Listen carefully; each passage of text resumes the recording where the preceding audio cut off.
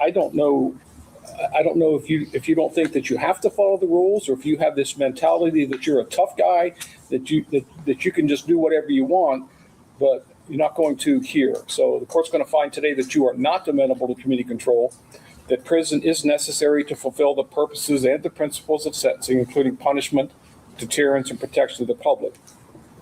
So on count one, I think it's count one. On count one, the assault charge, the court's going to order you to serve 24 months in prison. You can't be assaulting people because you don't like what they're telling you to do. These are corrections officers that already have a difficult enough job. And it just irritates me that you think that you can just be a bully to them. It doesn't work that way. On count two, the court's going to order you to serve 12 months in prison. That to be served consecutive to the 24 months. The court finds that a consecutive sentence is necessary to punish this defendant and to protect the public from you. It is not disproportionate to the conduct or danger posed by the defendant, and these offenses were committed while the defendant was serving a PRC sentence in the Department of Rehabilitation and Corrections.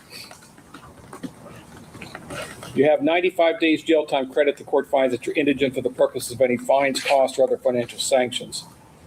You're also subject to a discretionary period of post-release control. When you are released, the adult parole authority shall once again try to supervise you for up to 2 years. If you violate that supervision, they can return you to prison for up to 1/2 of this court's original sentence. If your violation is that you commit another felony, you can be returned to prison for 1 year, or the period that you have left on PRC, whichever is longer. That time would run consecutive to any additional prison time that you get sentenced to. There may be opportunities for you to receive up to 1 day per month for participating in certain education, vocation, or other programs sponsored by the Department of Corrections. You do have a right to appeal the court's decision of your sentence to the 12th District Court of Appeals. If you want to appeal, you must file your notice within 30 days of today's date. If you can't afford to pay for the transcript or anything necessary for your appeal, that can all be provided to you at no cost. If you cannot afford an attorney, I will appoint one for you at no cost. One final thing, Mr. Zhang, before you leave. I want to offer you today some hope for your future. So I'm telling you today that after you are sent to the institution, I will consider a motion for judicial release after an appropriate period of time. But I'm telling you right now that I will not tolerate any infractions from you in whatever institution they send you to, whether it's in our county. We have 2, Warren and Lebanon. Whatever institution they send you to, you must abide by all of the rules of the institution. 0 infractions. You need to demonstrate to me that you want to live in our society. Otherwise, you're just going to be in and out of prisons for the rest of your life, and you're only 28 years old. This is your 3rd stint in prison. So I want to offer you that hope, and I'm willing to try this, what Ms. Diefenbach said, this recommendation for the CBCF, the treatment facility, and I will consider it. But if you're going to go in there and you're going to violate the rules, don't bother filing your motion, because I'll deny it. Yes. Are we clear on that? Yes, Your Honor. Can you follow the rules? Yes, I can. All right, good luck to you. And the real thing, call me. Okay. Mr. Wade here? Mr. Wade is here. Okay. Just simply please, sir.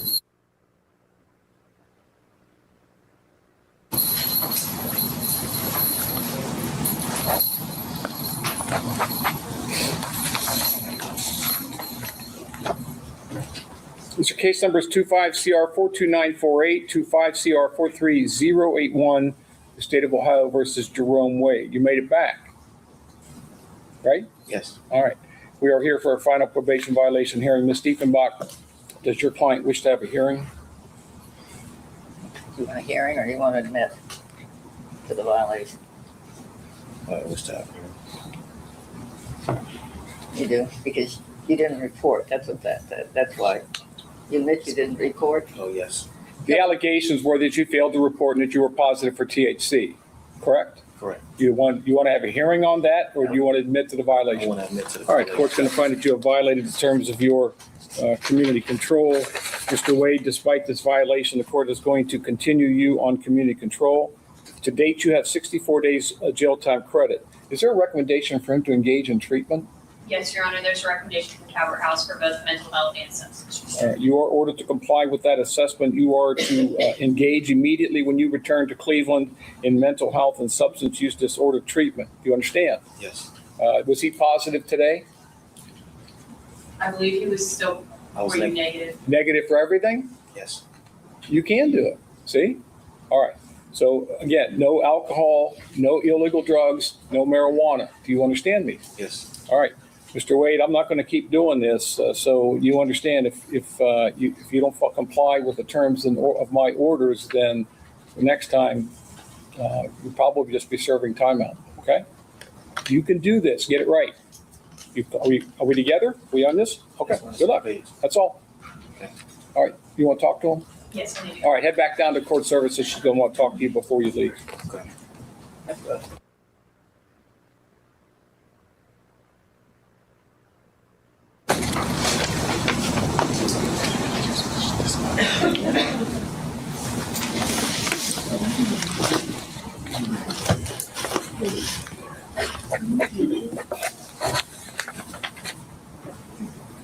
Ready? Yes, Your Honor. Case number 25CR43134, the state of Ohio versus Noah Bays. Mr. Bays is before the court with his counsel, Mr. Abood, Ms. Nicholson, Mr. Knippen. On behalf of the state of Ohio, we are here for sentencing. There was a pre-sentence investigation that was prepared. Has everyone had an opportunity to review that?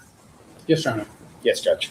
All right, Mr. Knippen? Your Honor, a couple of preliminary matters first, and then I have two victims that would like to address the court, and then I would like to come back and address the court as well. But as to the preliminary matters, it's the state's understanding, I believe defense is in agreement that counts 1, 2, and 3 all merge for purposes of sentencing, and the state is electing to proceed on count 1. Also, counts 4, 5, and 6 would merge for purposes of sentencing, and the state is electing to proceed on count 4, both of those being the attempted murder offenses. Additionally, the state is requesting $200 in restitution for Emily Bair, B-A-I-R. Also, $1,300 in restitution for Rebecca Noble, and also $1,000 in restitution for Jeff Piper. And with that, Your Honor, I would invite Mr. Piper to come up and make a statement to the court.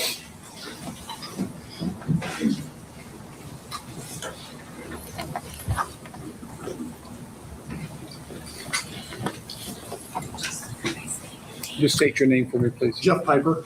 Good afternoon, sir. Good afternoon, sir. Thank you, Your Honor, and thank you for the opportunity to stand before you and to briefly share how this event has forever changed the life of my wife, my daughter, and myself. As a brief background, just over a week prior to this event, my wife had total knee replacement surgery. She had very limited mobility and was recovering from the surgery. That day started just like each day in the past had started. My wife was doing her rehab and her strength training to improve her healing and mobility. I'd taken off work to care for my wife. My daughter had taken the day off to come and to help take care of her while I ran some errands. While I was running errands, my daughter called and stated that my wife had a high fever. This was alarming because we were concerned for infection and blood clots. I returned home from my errands, and our daughter had gone to go purchase some medical items, and then I began to unload the items from my vehicle and to bring them into the house and to place them in the pantry. While doing so, there were numerous, what sounded like loud pounding on our front door. I looked out the window in the front, and I observed nothing. I then looked into the intersection, and I saw a vehicle stopped in the intersection. I walked down to the intersection and made contact with the first victim. It was at this point that the driver stated that she had been shot in the arm. I observed a second vehicle a short distance away, and a male subject was performing what I thought was CPR. I approached them, and I stated, and he stated that he had that the driver had also been shot as well. He was not performing CPR, but he was applying pressure to the wound. I contacted 911 and I advised them of what was going on, and then began to perform first aid to the subjects.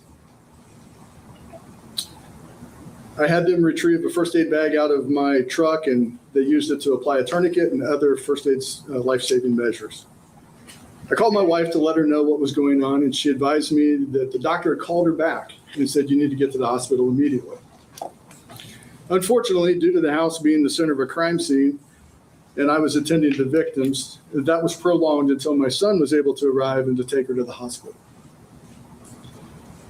In the hours after the event, I checked the house to see if there was any damage, and I didn't find anything. Our daughter spent the night at our house, and she advised that the electricity was out in her bedroom. I waited. It wasn't until a couple days later when I discovered that a bullet had entered through the bedroom window across the hall from her and went through behind a reef that was hanging on the window, went through the window, across the hallway, and through 5 sheets of drywall. And then finally came to rest at the exterior of our house where the bullet finally came to rest at bricks of the exterior wall. Additionally, as I later began to process what was going on, the hole in the hallway to which I was traveling up and down was approximately 4 inches or less above my head. And at any moment, if things would have been different, I could have been walking through that hallway. As a public servant, I'm trained to handle other people's situations, and this day directly impacted my family. I could not control this situation. The individuals who fired on the shots on this house, fortunately, was not successful in his mission. However, the trauma will remain for the entirety of our lives. When cars drive by slowly, when there are loud noises, when there are people recreational shooting firearms or fireworks, headlights shine through our windows, all of this creates a heightened sense of awareness for me. That day forever changed my life and the lives of so many people, the victims, my neighbors, those driving on the road, the family members of all the individuals involved, and my family. Thank you to the first responders and the staff of the Warren County Sheriff's Office for the countless hours that they put into this case. Thank you once again for the opportunity to share and to stand before you and how this event has changed my life. Thank you, sir.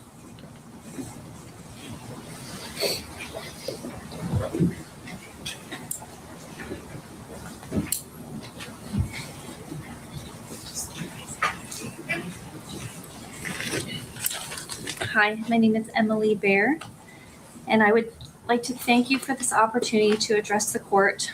I feel very fortunate to be here today. I am the maternal grandmother of Noah's 13-year-old daughter. I have known Noah for approximately 15 years. His daughter has lived in my home her entire life, and I have had primary custody of her since she was 9 months old, and Noah had weekend visitation. In May of 2025, he filed for custody of my granddaughter. She did not want to live with him, and I did not feel it was in her best interest to do so. We had several hearings on the custody case, and this incident occurred 9 days prior to the day that we were set to have our trial in juvenile court. I believe that he had every intention of killing me that day. It was the most terrifying experience of my life. I think about it every day. It has changed the way I think and the sense of safety I once had.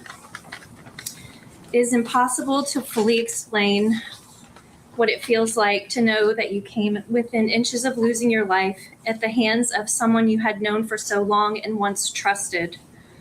The shot that hit me in the leg was very painful. It was difficult to walk, and I couldn't bend my knee for several weeks. My vehicle was destroyed. It took 3 months for me to replace it. And during that time, I had to figure out how to get to and from work and anywhere else I needed to go. This trauma has not only affected me, but my entire family. It has caused a tremendous amount of fear, stress, and emotional strain. We are trying to rebuild a sense of normalcy. Noah's actions that day put my life and the life of several others in serious danger. This will have long-lasting effect on everyone that was involved. I respectfully ask the court to impose a sentence that reflects the seriousness of the crime, recognize the damage that he has caused, and protects the community from future harm. Thank you. Thank you.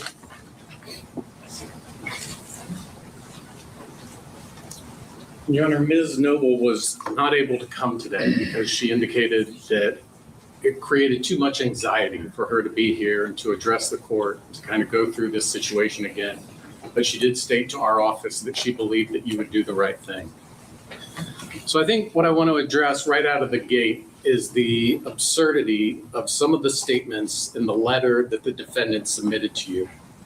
In the letter, the defendant stated, and I quote, "I have no recollection of these things and would never do them in my right mind, no matter how angry or mad I was at someone.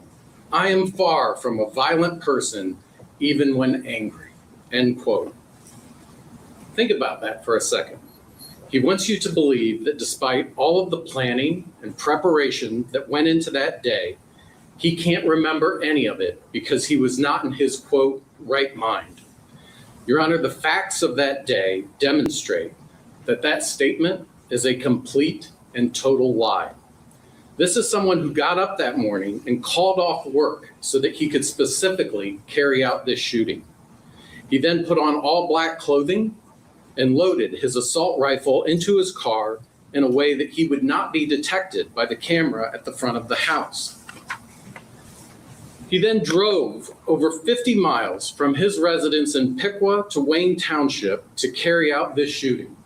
This shows the distance and time that he traveled to come all the way here to carry out this violent attack.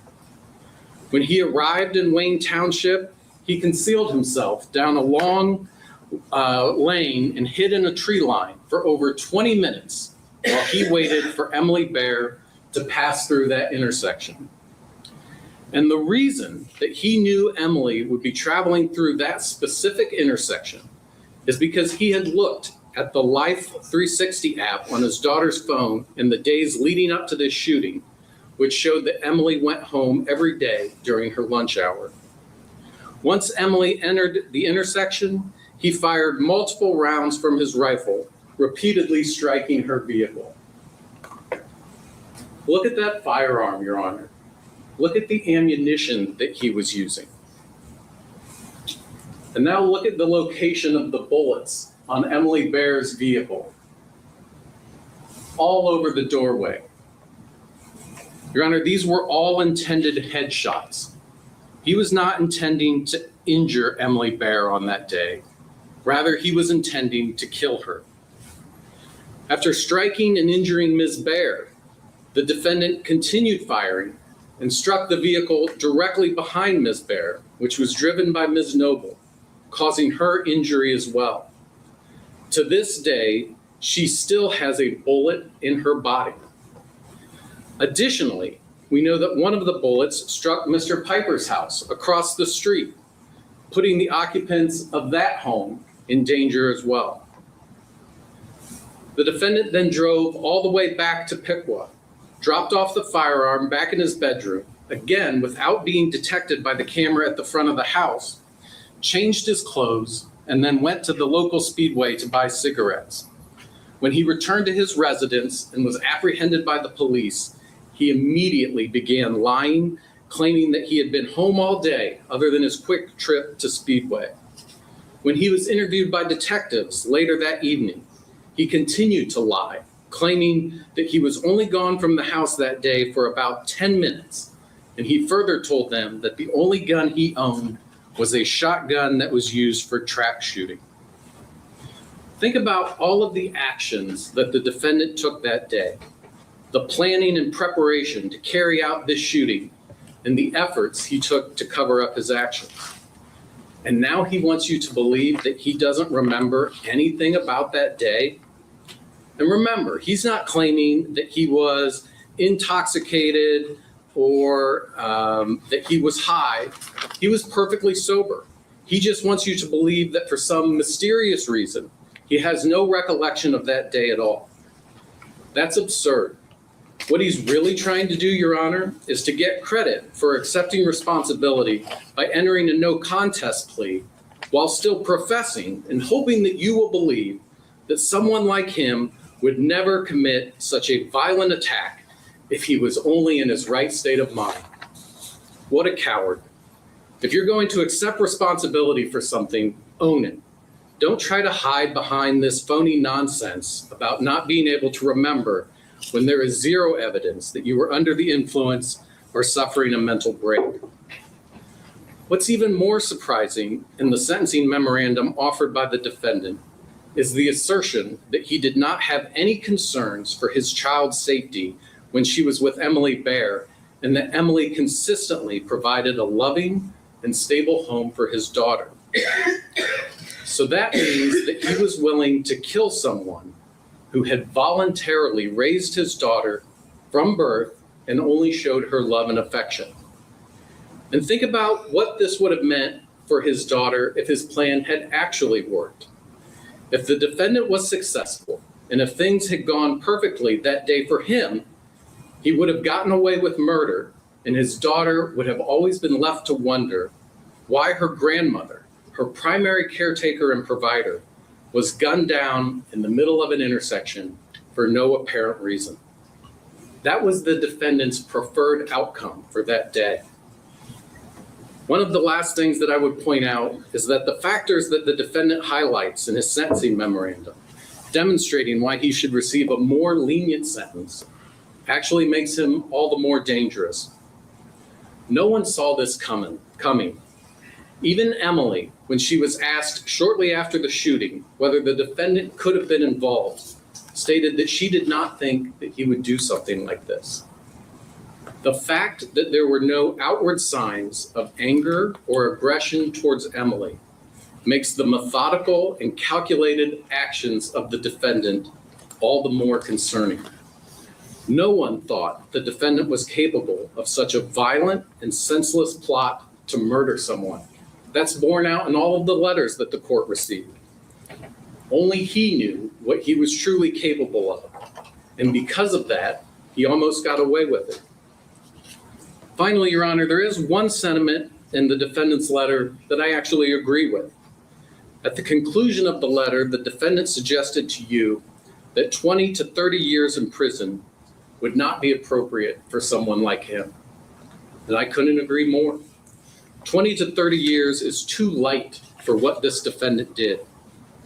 When you consider all that the defendant did to carry out this attempted murder of Emily Baer, when you consider the fact that a completely innocent third party was shot and injured in broad daylight just for driving her vehicle through an intersection, and when you consider the fact that he fired so indiscriminately and so many times that one of those bullets went into the home of another completely innocent third party, 20 to 30 years doesn't seem like enough for all that the defendant did on that day.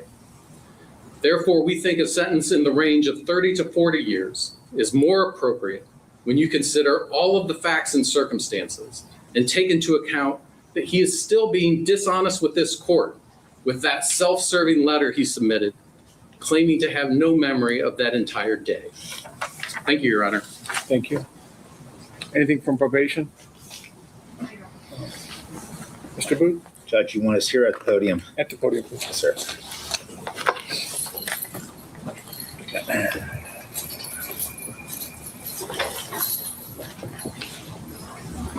Go ahead. Judge, thank you. As a court, we spoke about this matter in chamber. The court acknowledged that defense did file a sentencing memorandum in this case, and it's also referenced by Mr. Knippen's speech as well.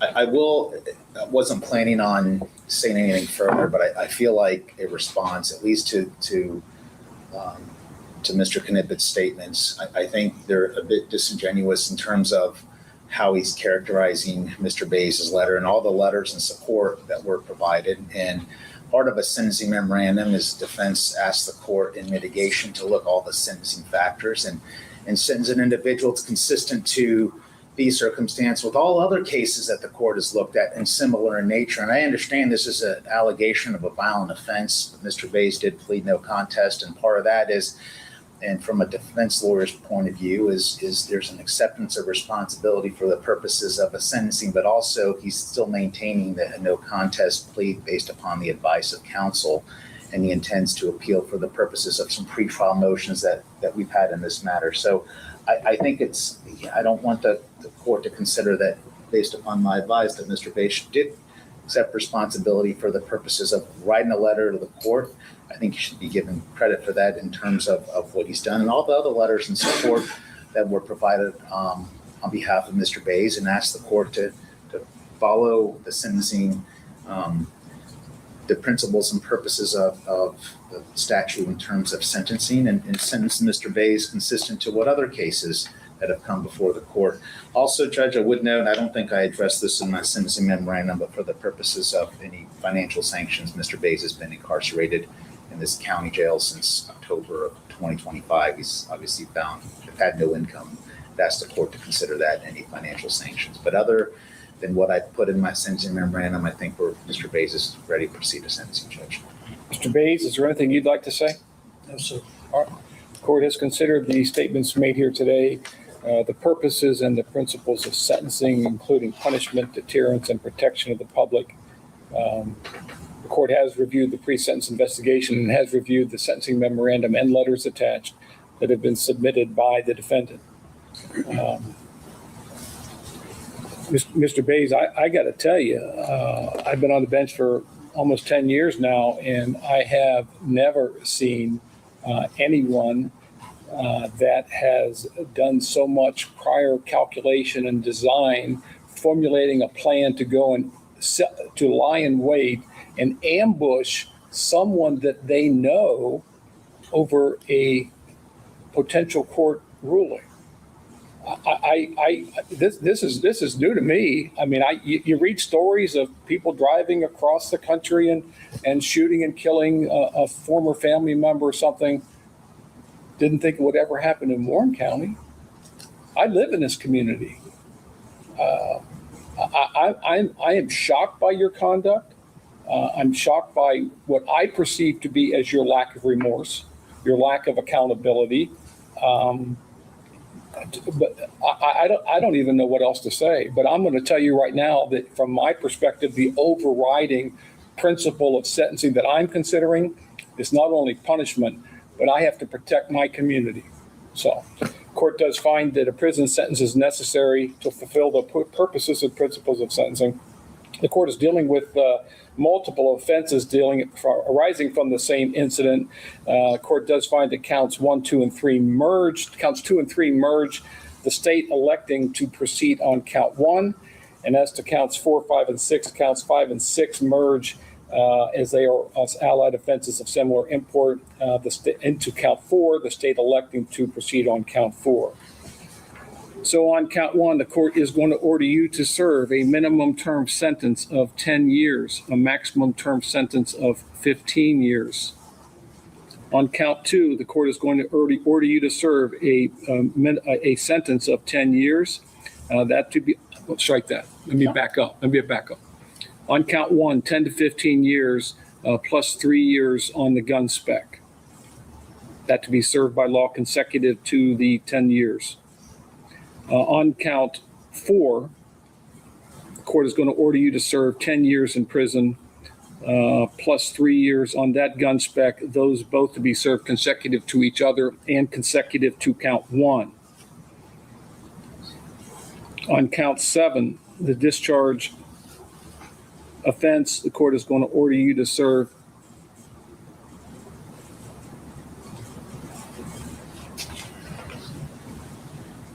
3 years in prison plus the 3-year gun spec, those to be served consecutive to each other and consecutive to count 1 and 4. And on count 8, the court is going to order you to serve 3 years in prison and 3 years on the gun spec, those to be served concurrent with each other and concurrent with count 1, 4, and 7. You have 246 days jail time credit.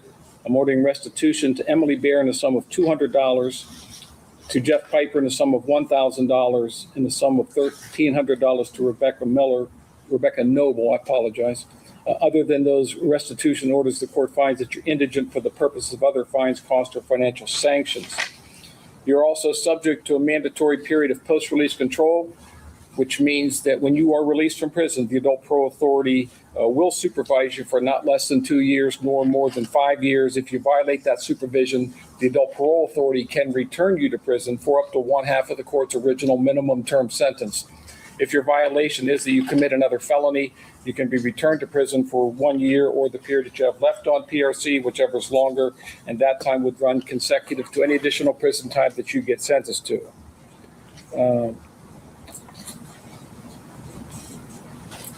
It is possible, these are mandatory sentences, so I'm not going to get into the good time.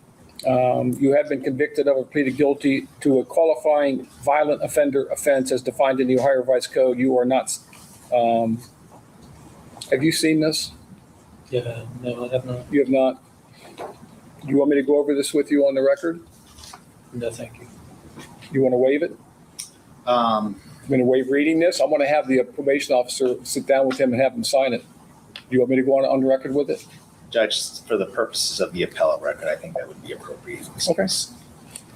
If you are not sentenced to a prison term, you are required to enroll in the violent offender database personally with the sheriff of the county in which you reside 10 days after being sentenced.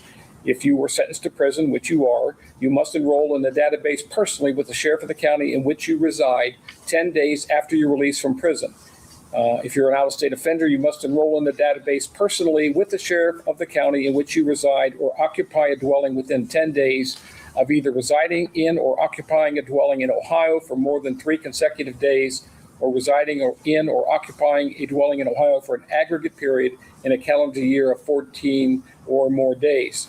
You are required to provide the sheriff certain information, including your full name and any alias you use, your residence address, your social security number, driver's license number, commercial driver's license number, state identification card number issued to you, information regarding the offense of which you were convicted or pleaded guilty, the name and address of any place where you are employed, the name and address of any school or institution of higher education you attend, the license plate number of each vehicle owned or operated by you or registered in your name, the vehicle identification number of each vehicle and a description of each vehicle, a description of any scars, tattoos, or other distinguishing marks on your person. You are required to provide the sheriff fingerprints and palm prints. The sheriff will also obtain a photograph of you at the time of enrollment. After the date of initial enrollment, you are required to re-enroll annually. You must update and or amend any of the information described above that has changed and provide any additional information requested at the county sheriff's office within 10 days of the anniversary of the calendar date on which you initially enrolled. If you change your residence address during the 10-year enrollment period, you shall provide written notice of that change to the sheriff with whom you most recently enrolled and to the sheriff in the county in which you intend to reside within 3 business days of the change of address. You are required to comply with all of these above described requirements for a period of 10 years unless your sentencing court determines otherwise. Since your expected residence address is located in Miami County, you shall enroll in person no later than 10 days after you're released from prison with that county sheriff's office in Troy. Failure to enroll or failure to verify residence at the specified times will result in criminal prosecution. All right. Mr. Knippen, is there anything else, sir? Your Honor, I think the only thing left is that, for you to make the consecutive sentence finding. I did. Is that correct? Okay. I said I did. Okay. I can make them again.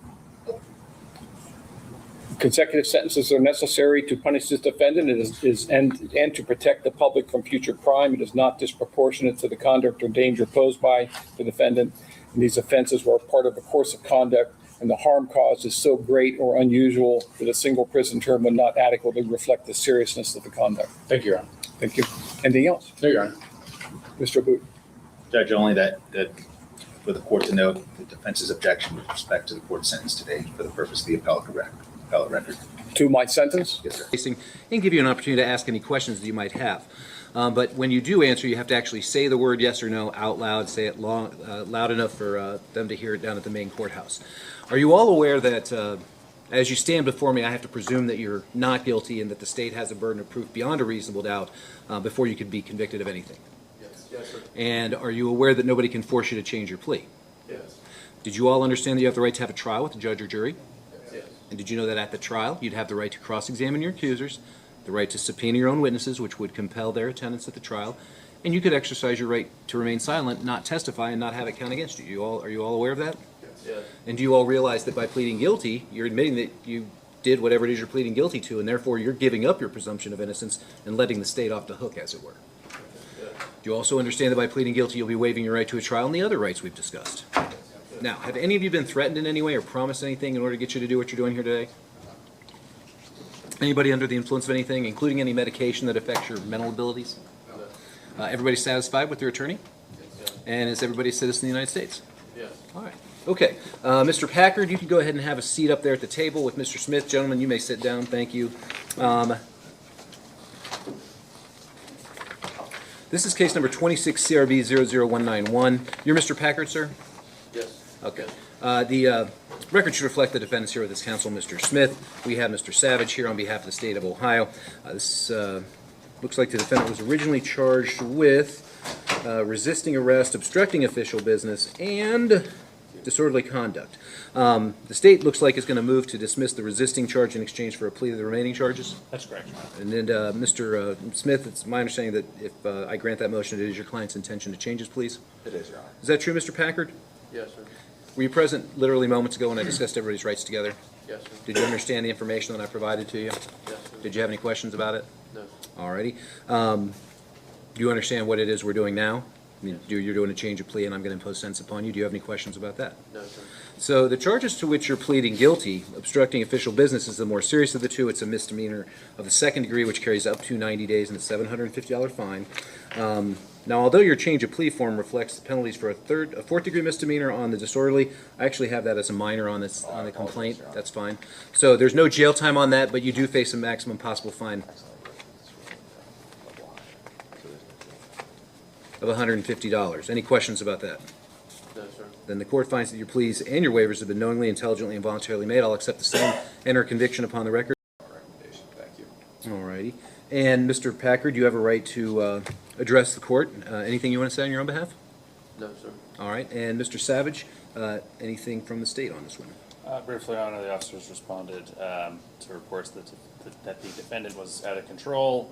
This whole incident stemmed from use of alcohol, and so our recommendation would be based around that. And his behavior persisted once officers arrived, so we would recommend alcohol assessment and treatment, and no consumption of alcohol while he's on a term of probation. Okay. Thank you.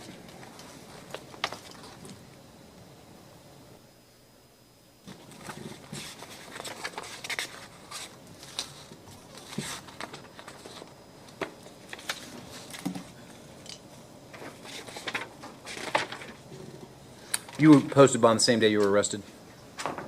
Yes, sir. All right, Mr. Packard, if that was the worst night of your life, then it was bad, but it could get a lot worse. Obviously, I don't think you and I would be sitting here right now if you hadn't been drinking that night. Is that fair? Yes, sir. All right, so I'm going to suspend a 90-day, well, $150 on the disorderly. Suspend a 90-day jail term on the obstructing charge, put you on probation for a year. If you haven't done so already, you're to undergo a drug and alcohol assessment and continue with any recommendations until released in writing. I'll prohibit you from consuming any alcohol, using any illegal drugs, or abusing any prescription meds. Got to maintain suitable employment. Perform 20 hours of community service within the next 90 days, and you can get information about that from the probation officer when you meet with them. And otherwise, follow any other rules they set for you. $200 fine on this charge. Costs are going to be assessed, and you'll get time to pay. So, do you have any questions today? No, sir. Anything further, Mr. Smith? No, Your Honor. Anything else, Mr. Savage? No, Your Honor. All right, very well. You may go to bailiff. All right, next up is Mr. Walters.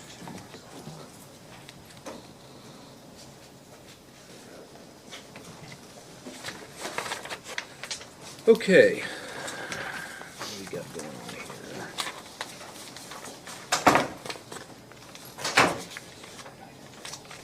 Is this an application for diversion, Mr. Kalsaric? No? Okay, all right. Okay, we're here in case number 26 CRB 00183, State of Ohio versus James Walters, and that's you, sir? Yes, sir. The record should reflect the defendant is present here in the courtroom today with his counsel, Mr. Kalsaric. We have Mr. Savage here on behalf of the State of Ohio. Defendant's charged with, looks like, Domestic violence, criminal damaging, and menacing. The state has filed a motion to dismiss the criminal damaging and menacing charges due to a lack of sufficient evidence. And my understanding is, Mr. Kalsiak, your clients, they've also filed a motion to amend the domestic to a disorderly conduct.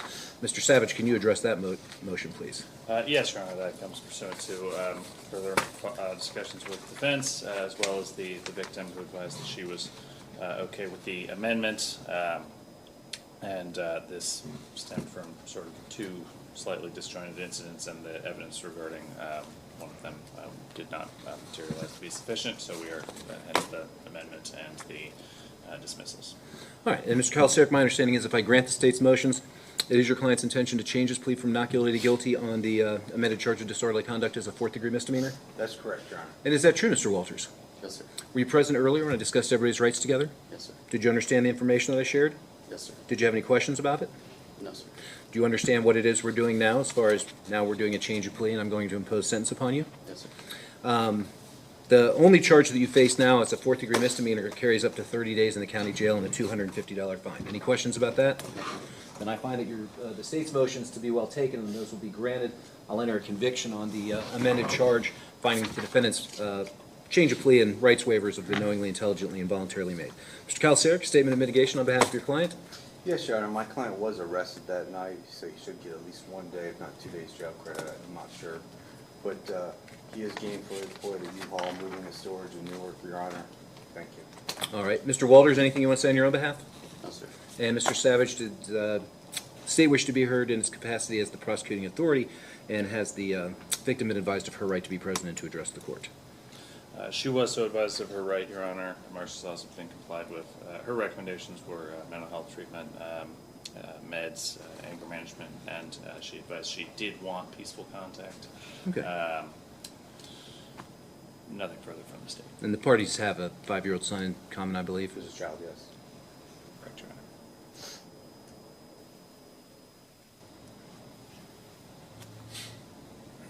Honor.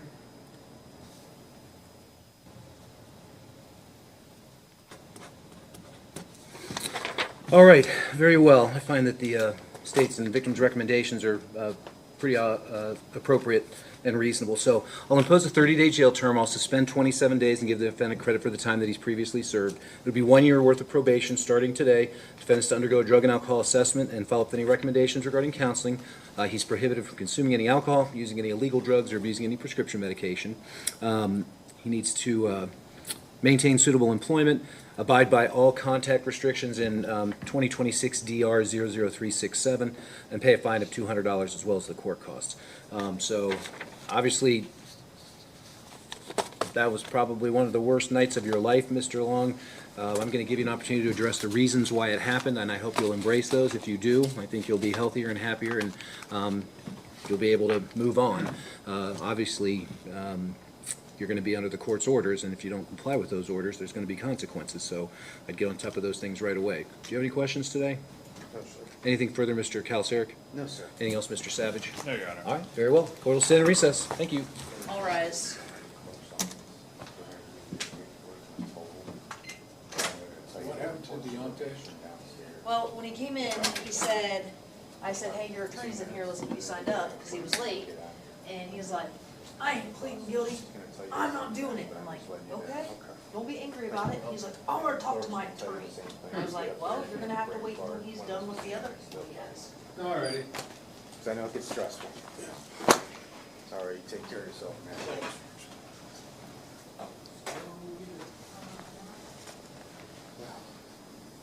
It's a little longer than needed. This morning went a little longer than I needed it to.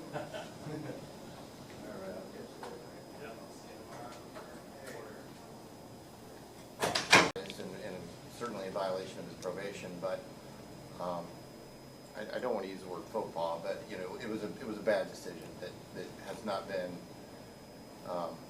done again since. The other thing I will note also, Your Honor, he did test positive for marijuana back in May, but he hasn't tested positive for any drugs or marijuana since then as well. Thank you. All right, thank you. Mr. Stepp, you have a right to address the court if you wish. Anything you want to say here? No, Your Honor. Ms. Yeager, any input from prosecution?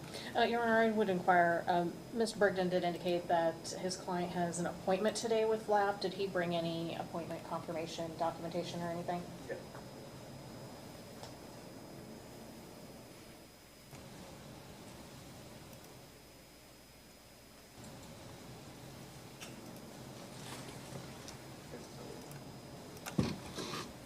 Honor, being showed a card with the defendant's name on it saying that the appointment is today at 3 p.m. And you're satisfied with the legitimacy of the same? Yes, All right. Anything else?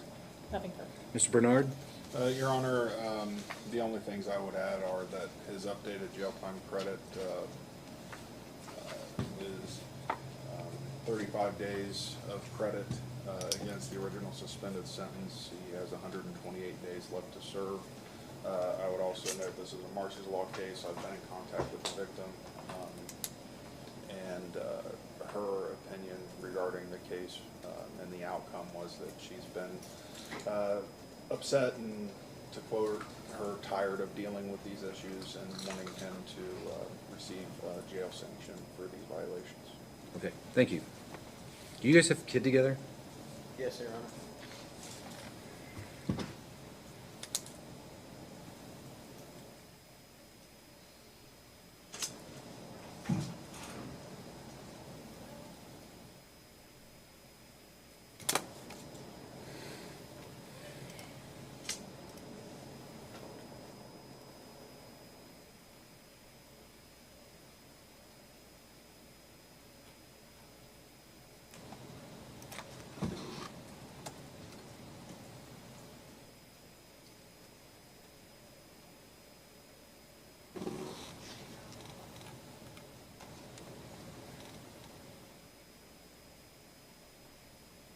Did they dismiss the first indictment? According to this, there's two 2026 felony cases. Yeah, the first one, yes. I think we're set for, Marceline's going on vacation. I think it was the beginning of August. I think our plea's set.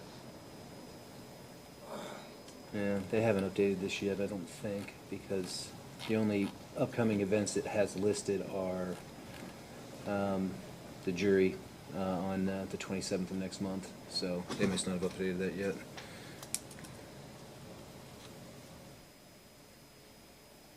When did you say you think your sentencing hearing is? Almost positive it's the first week of that. April. August 4th sticks in my head, but I can't say that for sure. Let me flip over to it.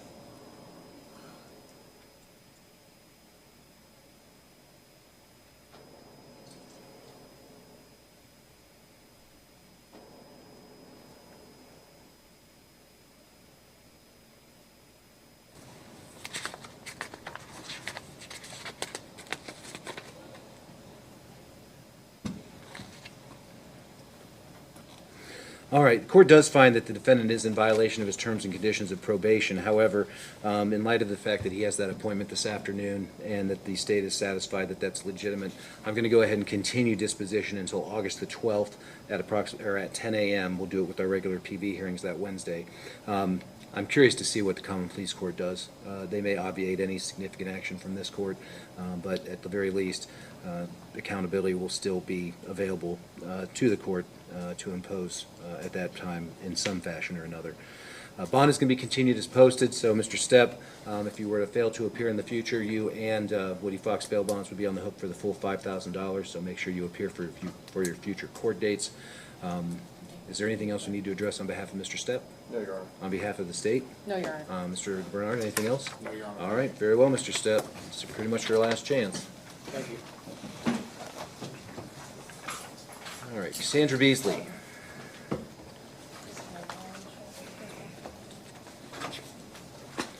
Okay, this is 26 TRC 01161, State of Ohio versus Cassandra Beasley. That's you, ma'am? Cassandra, my apologies. The defendant's here in the courtroom today. She does not have an attorney with her. We have Ms. Yeager here on behalf of the State of Ohio, and Ms. Weaver is here on behalf of the probation department.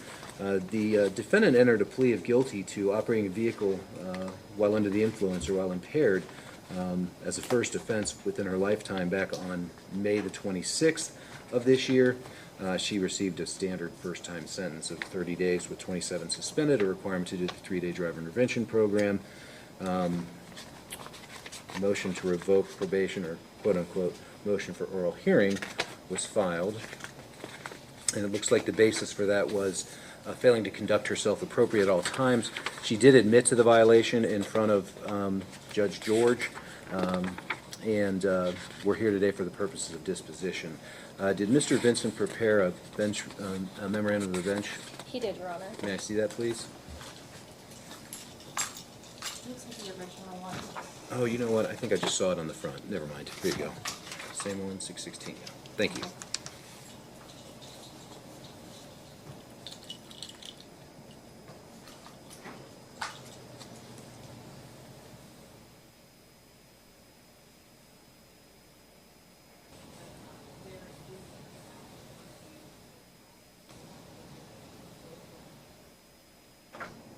Okay, so I've had an opportunity to review the memorandum from the assigned probation officer here.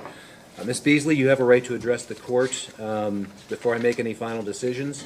Is there anything that you want to say? No? Okay. Anything from the prosecution, Ms. Yeager? No, Your Honor. Ms. Weaver, did you have anything you want to add to Mr. Foster's, or Vincent's, I'm sorry, memorandum? No, Your Honor. All right.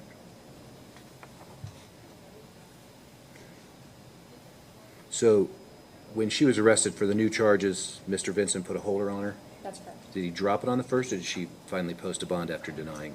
You posted bond after you denied, right? Okay, all right. Yeah, I think I did like 20-some days in there.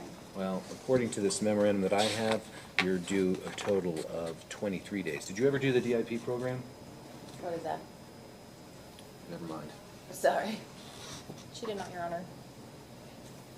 Oh, I couldn't, yeah. I was actually waiting to talk to probation because they said it was a $500 thing, and I wanted to, wait for my appointment with my probation officer because I had yet to even meet him and talk to him about an alternative because I couldn't afford the $500. What's the status of the new charges? Are they pending? Did you plead? Yeah, they're- Pending? Do you have an attorney for that? Yeah, Who is it? Edward, I tell him. Okay. Have you spoken with him about the charges yet? No, he's supposed to be back in the office today or tomorrow. I did call my attorney, I called his office, however, though, and let him know that I have my verification here today, and I may or may not be going back in there.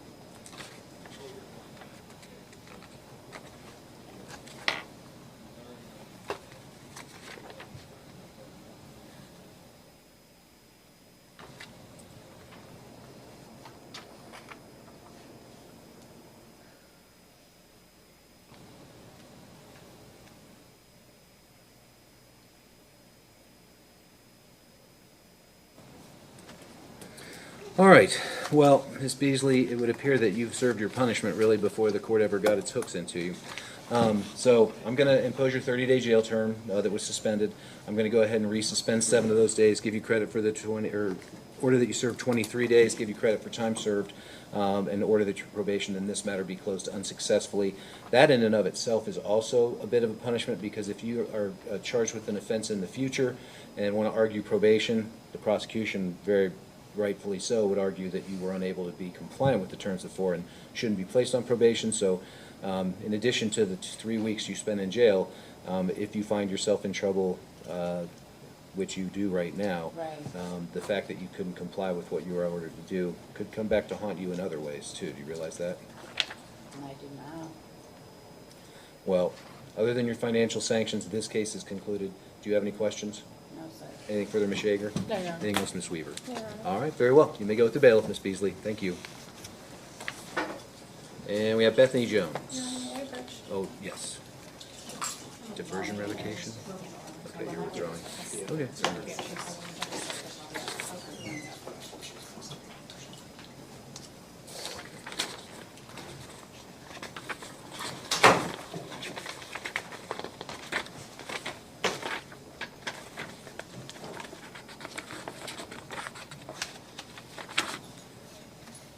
All right, so this is the case of the State of Ohio versus Bethany Jones. It's 25 TRD 09318. That's you, right, ma'am? Yes. She's in the courtroom with her counsel, Mr. Tabler. We have Ms. Yeager from the prosecution, Ms. Weaver from the probation department, and we're here on an allegation of a violation of the prosecutor's diversion program. The defendant initially appeared back on June the 17th, denied the allegation, was released on her own recognizance. I now have before me a motion to withdraw the oral motion for the reason that it's been determined that there was actually no violation, Ms. Weaver? That's correct. All right. I'm assuming there's no objection, Mr. Tabler? No. All right. The court will go ahead and grant. Now, you're still on diversion. You still have to follow the rules and conditions there. Looks like that's going to last until March of next year. It was visiting Judge Landefeld who granted your application, so make him proud. Do you have any other questions? No. Anything further, Mr. Tabler? No. Ms. Yeager? Nothing further. Ms. Weaver? Very well. Court stands in recess. Your Honor.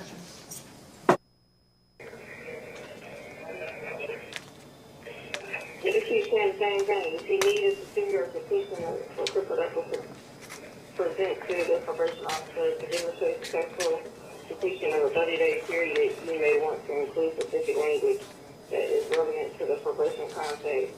Here is a revised template that you can use. If you will send your district to certify that supervisor has successfully completed a 30-day period, it says insert special goals or program description. Yep, that's fine. I don't even care no more. It's fine. Now, either screenshot or you can highlight a copy and paste it, and you can send it to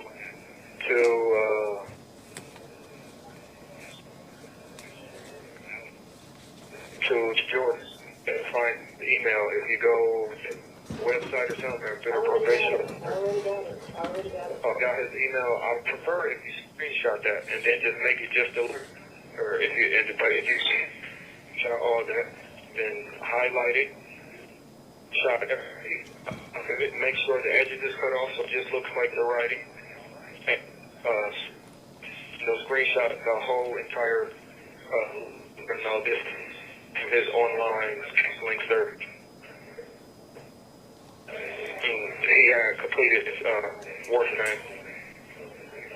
You get what I'm saying? So take the pictures. You got to make sure for you when you search out so you don't time from the phone and top or whatnot. And highlight it all. Just hold it down. Highlight it all and paste it on to the email. With the letter. This is for the online counseling service.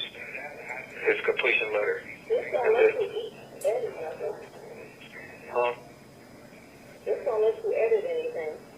You don't, it won't do it in there, that's fine. Every part that you want, part of the letter, because you have to edit it, make sure to edit it. And then hold it down with your finger, copy it, your email, paste it, and then send it. And when you, and then in the subject, put Clifford's completion of 30 days certificate or letter. You just put letter. And make sure you put online from his online.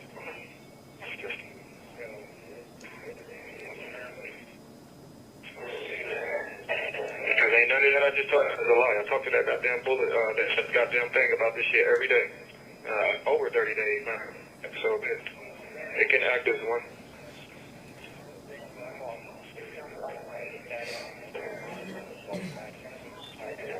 All right, let's try to figure this out. You gonna jail at the wrong time. Yeah, I know.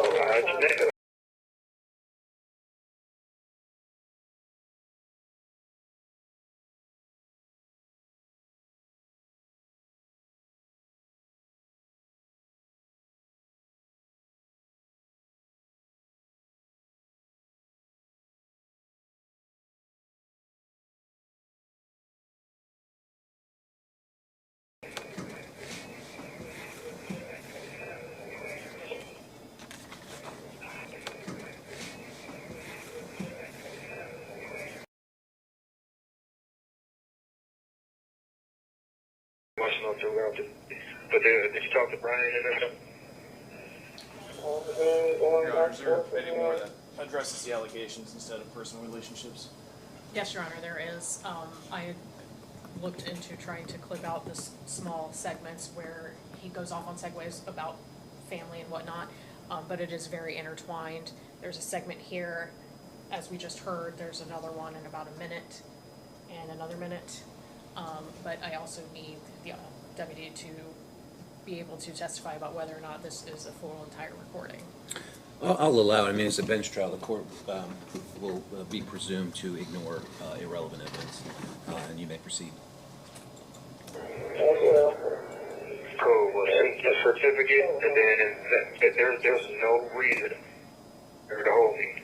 Then send that to him as fast as you can, as possible, so he get that immediately.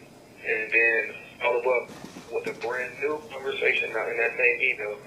Like, flip it, remain hold, and we will follow with a wrongful imprisonment lawsuit.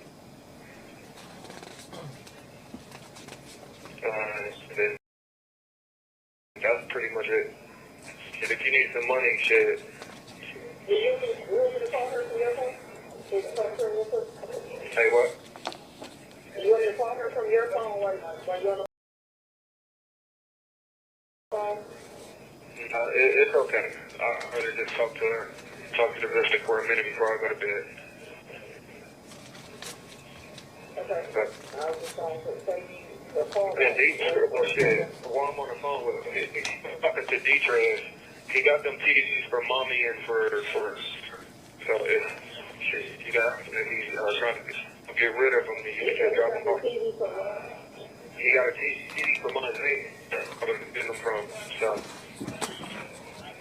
Tell him that if he's still trying to get rid of them TVs, that you can either come pick them up or he can drop them off to you, but you were the one who was getting them anyway. One goes to mommy and one to you. I think he said yes. Or later. But yeah, and then Jordan immediately. You said what immediately? Huh? You said what immediately? I was just saying, yeah, send that to Jordan immediately. So when I do talk to him, I'm gonna ask him, did you get that completion letter from AI counseling? So it's okay. Everything's gonna be alright. Imagine that I won't be out of here until Monday, because that was it for they did that. Well, no. Sorry again. Tuesday. They're not hosting. Monday's a holiday. Oh, are you fucking serious? Yeah. That's what's up. That's great. Shit, do that. Hey, man. Hey, him call him, do whatever. Tell him that he needs to be released, or y'all most definitely coming for a wrongful imprisonment. But this ain't gonna be a trip on all that extra shit. I'm gonna take care of it with Chris. If you just do all that, please don't have a peace of mind and shit. Be here for a while. So make sure my son is okay. It's not taking it. Told her don't take her nowhere. Don't take her around nobody. Don't put my baby around no kids if she gets sick. I told her don't. Her Stephanie is cool because she can be born. She had eaten everything. Did you get her that soup for me? No, I haven't checked the bills in a while. Yeah. Just make sure because she can't go nowhere. And I told her don't take my kid nowhere. It's so small. It's really small. Did you see her? I did. Because I just dropped the keys off to her. I didn't text her or anything because I didn't get a text. I was about to get in the car when you got called and said you Yeah, she's extremely. She's really small. She's really pretty. Yeah, that's not 50 kids. This ain't me. That's why But I'm just going nowhere, and I definitely just listen to me.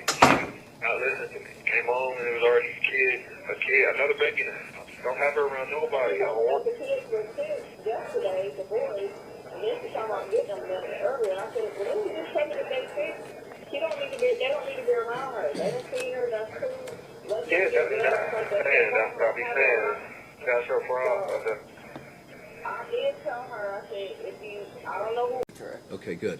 They'll take that off when you go to serve your jail time.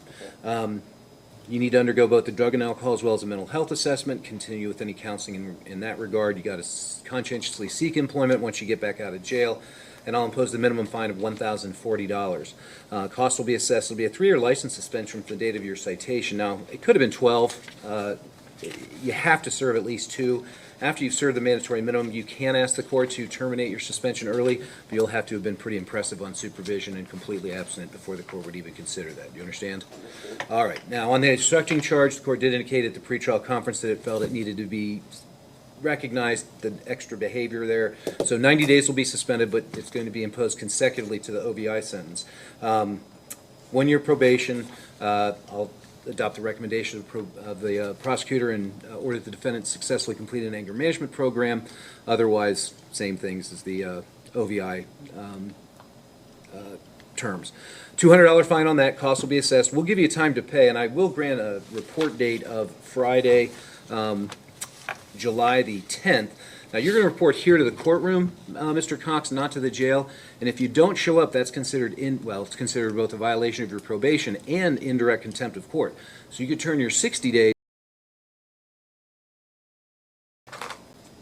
We're going to have to hold off on the Juventus because we're going to have to get everybody set up with the Zoom here. They're not doing Zoom now. You're right, that was only for the witness to testify by a trial. Oh, okay.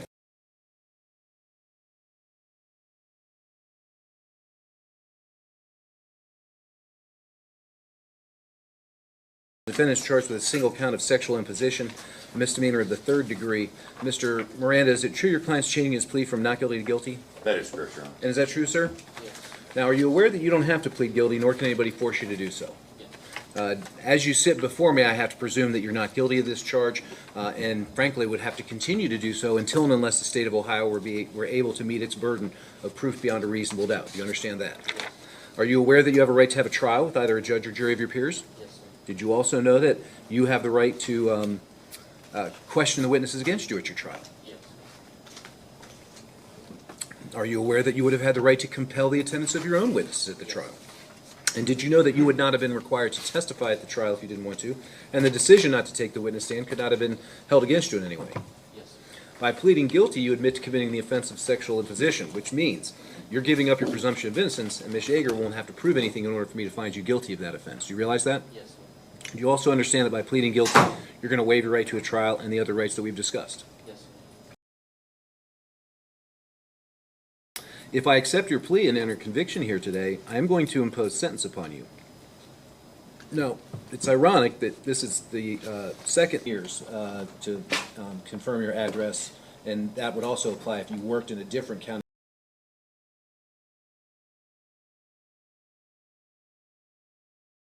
That? Yes. All right, and there's no relief from that. I mean, that's just straight up 15 years, once a year. And failing to register is a felony offense. Do you understand that? Yes. Now, Mr. Juvagunta, has anybody threatened you in any way or promised you anything to get you to do what you're doing here today? No, sir. Are you currently under the influence of any type of alcohol or drugs or even any medication that affects your ability to understand what's going on around you? No, sir. Are you satisfied with the advice and representation that you received from Mr. Miranda? Yes. And are you a citizen of the United States of America? Yes. Then I find that your plea and your waivers have been knowingly, intelligently, and voluntarily made. The court will accept the pleas and enter conviction, or the plea, I should say, and enter conviction upon the record. Mr. Miranda, would you care to make a statement on behalf of your client before the court proceeds to impose sentence? Your Honor, we've pre-tried this a couple times. Client's 18 years old.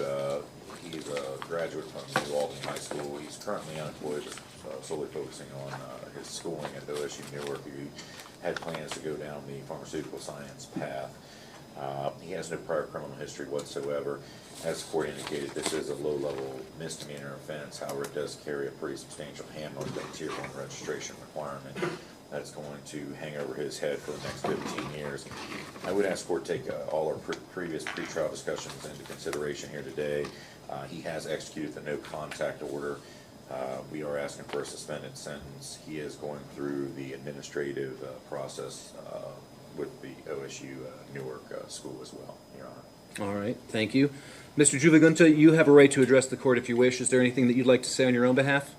Yes, sir. I'd just like to say that I'm very remorseful for my actions, and I apologize to the girl and her family for the situation that happened, and me having like multiple women like in my family and like around me. I should on her daughter's behalf. Ma'am, whenever you're ready. I'm just going to read her words. Okay. I want to start out by saying how grateful I am to the people who helped me navigate this situation, especially Sarah Lay and Officer Clements, who kept in contact with me through and aided me in understanding the legal process and ensured that my voice was heard. I'm also grateful for my siblings and my parents for listening and supporting me through this. Through this all, even reading this in my absence. This whole situation has been hard to say the least. It has affected how I feel safe, especially at school. Before it happened, I enjoyed walking around campus and smiling at people when they passed. Now there is this lingering thought in my mind, what if this happens again? And I catch myself analyzing every person I pass and consistently looking around me. I no longer feel comfortable walking on my own around campus and tend to walk in a rush and while on the phone with someone to give me even a little peace of mind.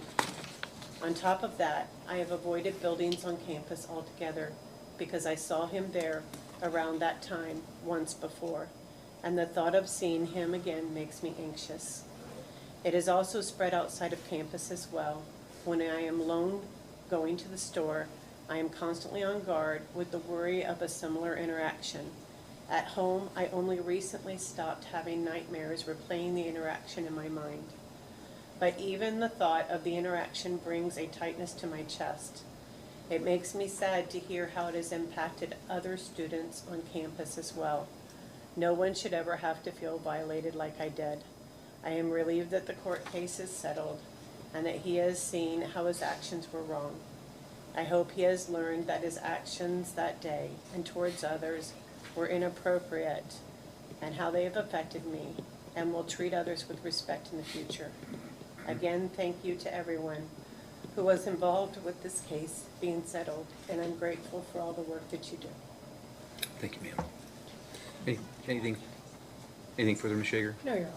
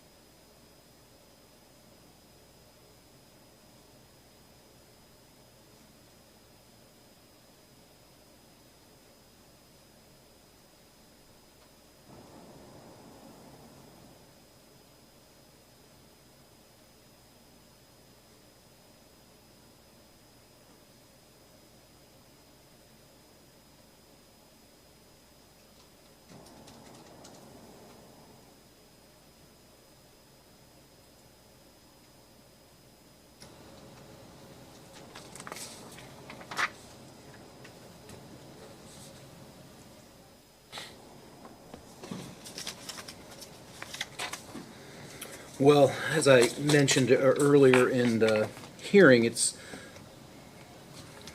a disconnect between the jail time and the registration requirement.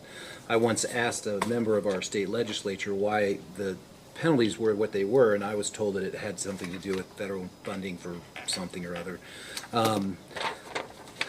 But after listening to the words of the victim's mother, it's clear that even something that the legislature considers to be only a misdemeanor of the third degree has far-reaching impact and a lasting effect.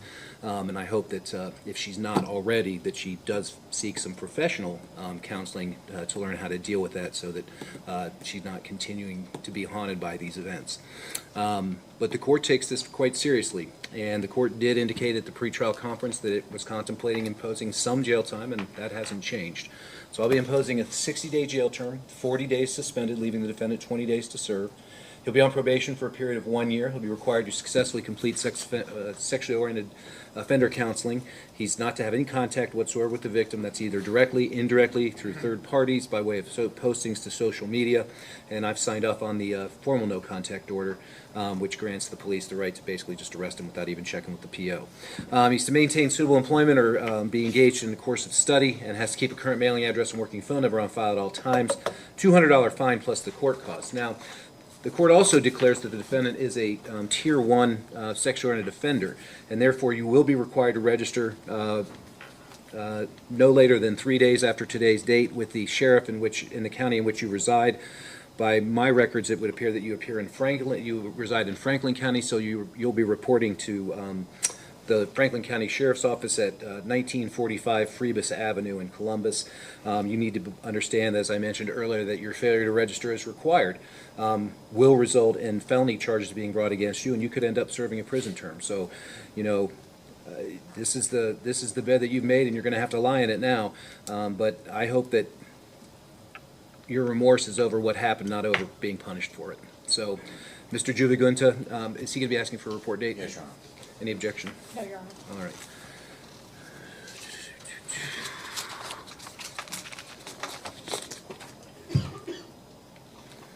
I'm going to go ahead and do a report date on Monday, August the 3rd. August the 3rd is when you're going to go. You're going to come here to the courthouse and meet this lady right there. So, Mr. Juvigunta, I'm going to order that you report here to this courtroom, not the jail, this courtroom on Monday, August the 3rd at 11 a.m. to serve your jail term. Your failure to do so not only constituted a violation of your probation, but also indirect contempt of the court's order to report, which would require you to serve the entire 60, or the indirect contempt could net you 30 more days on top of the 60. So, the 20 is kind of symbolic in a way. It's just to recognize the damage that's been done. But the court will have absolutely no hesitation in imposing the entire balance and the extra 30 if you don't show up when you're supposed to. Do you understand that? All right. My bail's going to go over this with you, and I've already got your name down there. You just need to sign it after you go over it with me. Anything further, Mr. Miranda? No, Your Honor. Anything else, Thank Ms. Shager? No, Your Honor. Ma'am, did you have any questions? All right. Thank you very much, and good luck. Next up, we have Isaiah Stevens.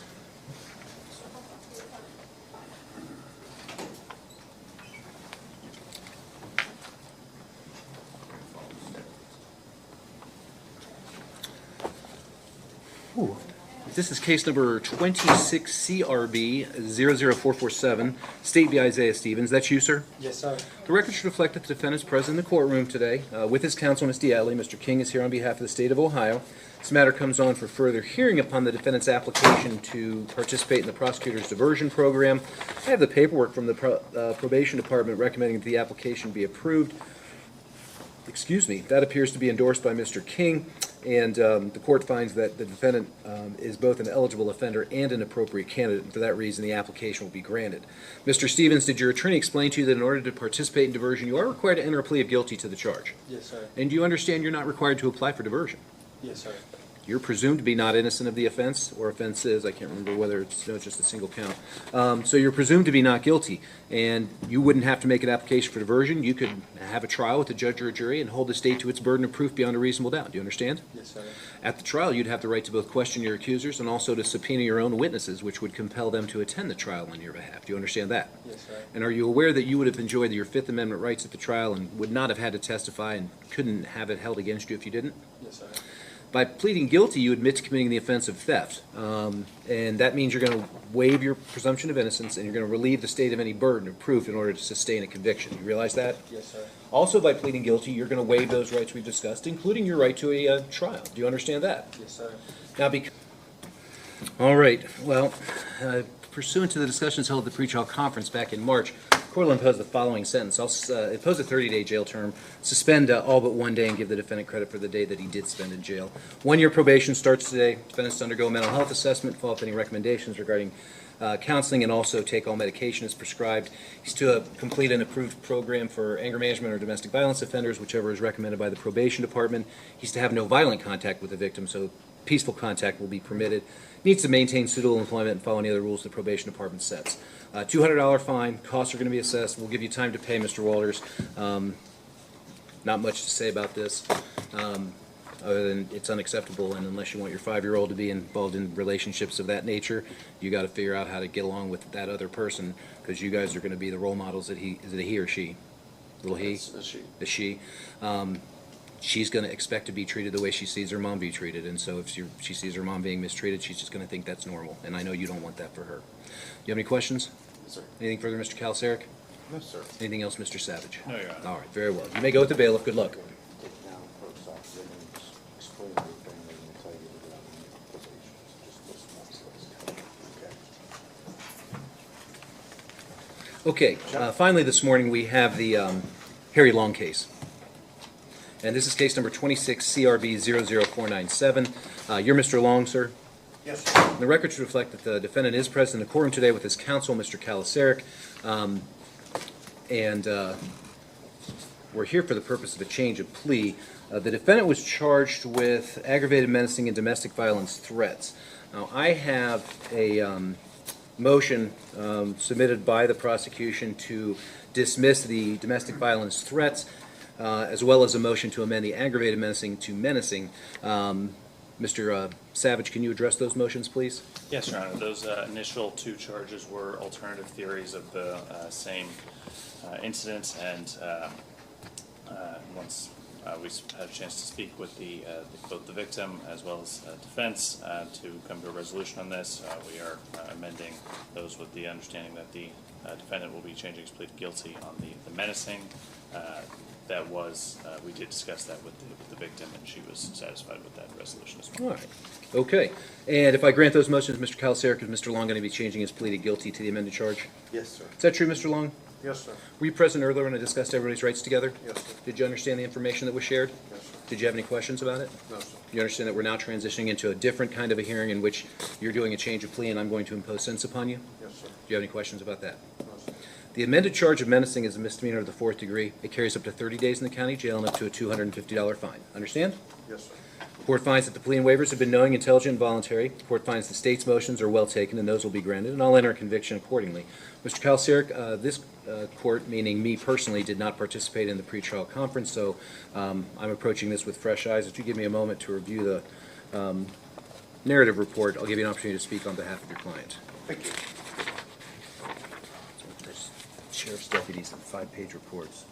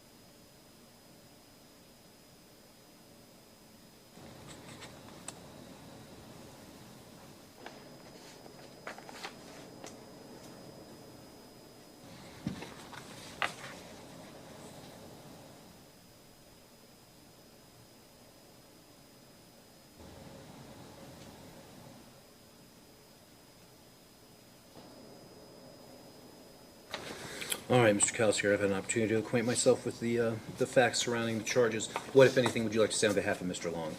Well, Mr. Long is a longtime hospice nurse, Your Honor. Came out of a short-term marriage where during the course of discussing separation or termination of the marriage, there was some discussion of taking all of his belongings in his house and things like that, and he responded inappropriately, verbally, and that was it. And it came out of a heated situation. Obviously, he's someone that can normally keep his head about him. This is not a client, I think, that needs assessments and treatment. He was in jail for 3 days, Your Honor, and he has no record at all that I can see. Thank you. Now, Mr. Long, you have a right to address the court if you wish, although you're not required to. Is there anything that you'd like to say on your own behalf? I'm sorry all this happened, and I would never hurt my wife or anybody. All right, thank you very much. And Mr. Savage, we've already addressed the Marcy's Law aspect. Did the prosecution wish to be heard regarding sentencing? Nothing further from us, Your Honor. I will just note the victim's recommendations included anger management, alcohol counseling. She advised that she did not want him to lose his job. That was part of the reason for the resolution here today, and also asked that he abide by a no contact order in place in 26 DR 0367. Okay. So there is active litigation pending? There's no contact order, but isn't there a motion pending? Yes, it's just July 23rd we go for contact. So she filed a motion to allow contact to discuss the solution. So I don't mind it being reflecting that court order, but that court order, I just want to let this court know that order is being reviewed at the end of this month. What's that case number, Mr. Savage? 26 DR 0367. All right.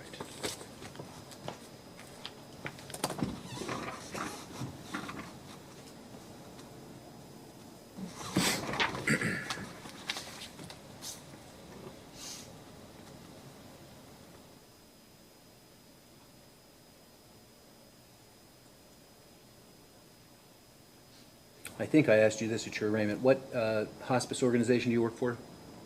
Ohio's Hospice here at a local hospital. You're over at LMH? Yes, sir.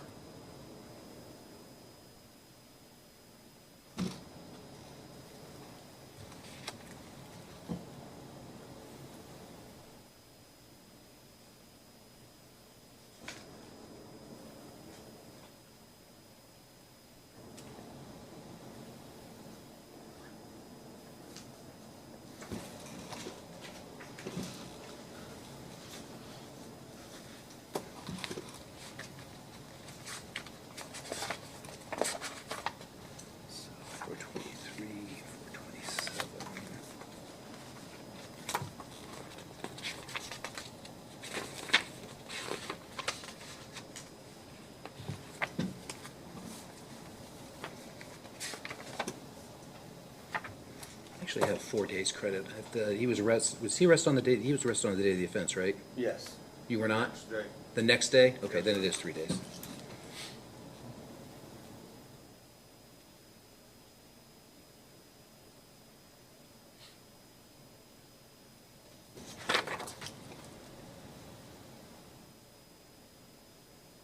A normal drive home turned into a nightmare when 6 gunshots were fired on a busy Texas highway. Now, months later, a jury sat quietly inside a courtroom as prosecutors prepared to explain why they believed the man sitting at the defense table was responsible for a shooting that nearly became a murder case. The trial began with the defendant standing before the jury as the indictment was read aloud.